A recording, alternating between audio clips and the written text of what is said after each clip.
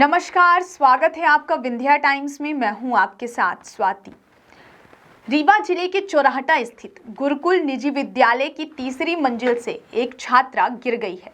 बता दें कि छात्रा गंभीर रूप से घायल हो गई है, जिसे संजय गांधी अस्पताल में भर्ती कराया गया है। गुरुकुल विद्यालय की तीसरी मंजिल से गिरी 9वीं कक्षा में पढ़ने वाली छात्रा गंभीर रूप से घायल हुई है। छात्रा को गंभीर हालत में संजय गांधी अस्पताल में भर्ती कराया गया है, जहां उसका इलाज चल रहा है। बता दें कि मौके पर भारी पुलिस बल भी तैनात रहा। घटना के संबंध में स्कूल प्रबंधन के द्वारा कोई जानकारी नहीं दी गई और चुप्पी साध ली गई है।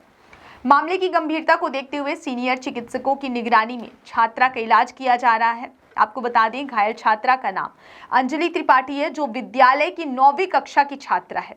इधर मामले की गंभीरता को देखते हुए देर रात तक अस्पताल में भारी पुलिस बल तैनात रहा, जहां छात्रा के उपचार को लेकर प्रशासन नजर बनाए हुए है। आइए जानते हैं पूरे मामले पर परिजनों का क्या कुछ कहना है।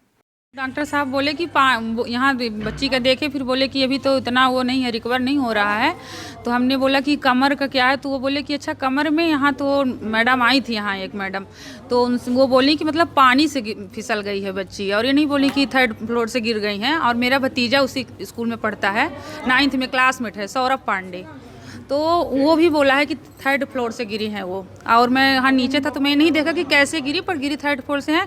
और म्यूजिक क्लासेस से बोली कि वो वहाँ से आई हैं निकल के रूम से, और 3रे फ्लोर से गिरी। 2 सर बैठे थे ऊपर, और सर का नाम मेरे से नहीं बताया गया है, पर 3rd फ्लोर से गिरी। और ये लोग झूठ बोल रहे हैं, और ऐसे वो करके सब उछाले ना कि मतलब बच्ची कूद गई या छलांग लगाई, ऐसा कुछ भी नहीं है। अपनी स्कूल को बचाने के लिए बच्ची के अलावा 2 टीचर वहाँ और मौजूद और थे, पर मैं उनका नाम नहीं जानती है, तो बच्ची ही बता पाएगी, वहाँ के बच्चे ही बता पाएंगे। फ्लोर पे बच्ची थी, तो वहाँ पे किस लिए गई थी? कुछ म्यूजिक 23 दिसंबर को उनका वो था, फंक्शन था वहाँ स्कूल में, तो उसी के लिए गई थी वहाँ सीखने।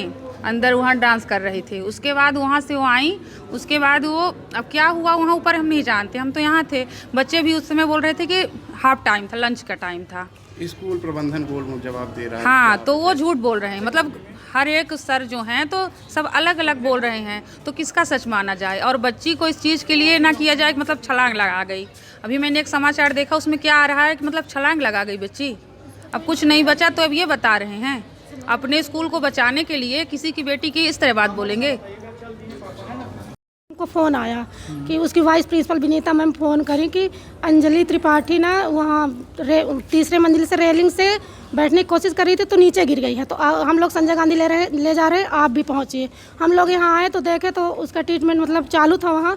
तो बच्चे लोग बोल रहे हैं कि 2-3 सीढ़ी से फिसल गई, टीचर भी बोल रहे हैं कि 2-3 सीढ़ी से फिसल के गिर गई। अगर इतना सीढ़ी से फिसल के गिर गई तो उसको इतनी चोट कहाँ से आ गई? और 1 बजे फ़ोन आया था हमारे पास कि मतलब अंजलि वहाँ ऊपर से गिर गई है। अब फिर बाद में झूठ बोल रहे हैं कि नहीं, वहाँ ऊपर से नहीं गिरी है, हम लोग देखे नहीं उसको, वो नीचे गिरी मिली है। कहाँ से गिरी हम लोगों को खुद ही पता नहीं है कैसे गिरी। हमारे घर का खुद ही बच्चा पढ़ता फोन आया था आपके पास, जी, तो आपसे क्या बोला गया? टीचर का जब फ़ोन आया तो हमसे बोला गया कि अंजलि त्रिपाठी रेलिंग में बैठने की कोशिश कर रही थी, तो नीचे गिर गई हैं, ऊपर से नीचे गिर गई हैं। फिर जब हम यहाँ आए तो देखे तो बोले, मैडम और बच्चे लोग भी थे, तो बोले कि क्या नाम से वहाँ, मैं बोली कहाँ से गिरी है? ऊपर से। तो बोले कि नहीं, वो तो ऊपर से नहीं, 2-3 सीढ़ियों से फिसल गई है, तो पैर फिसल गया है उसका। किस स्कूल में पढ़ती है आपकी बच्ची? मेरी बच्ची पढ़ती है गुरुकुल इंटरनेशनल चौराहटा। कब से पढ़ रही है? 7 साल हो गया। किस क्लास में है? 9th।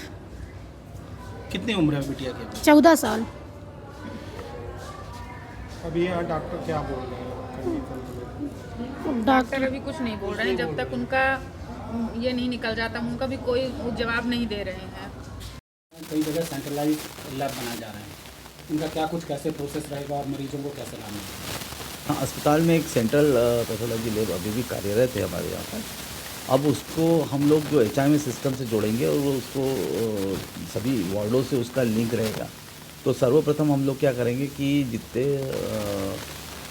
जगह है, OPD, gynae OPD, medicine OPD, surgery OPD, वहाँ पे कलेक्शन सेंटर रहेगा।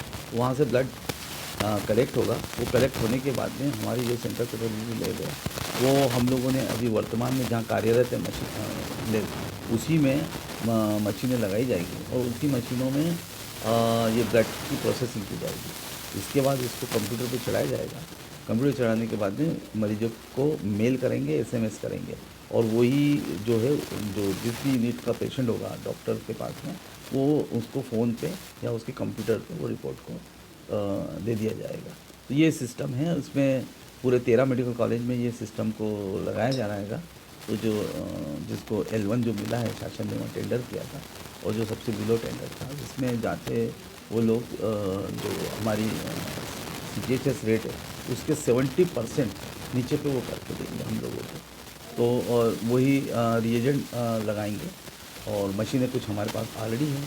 जो मशीनों की कमी होगी वो ले मशीनें लगाएंगे, और वो उनका रिएजेंट रहेगा, और उनकी एक रेट लिस्ट रहेगी।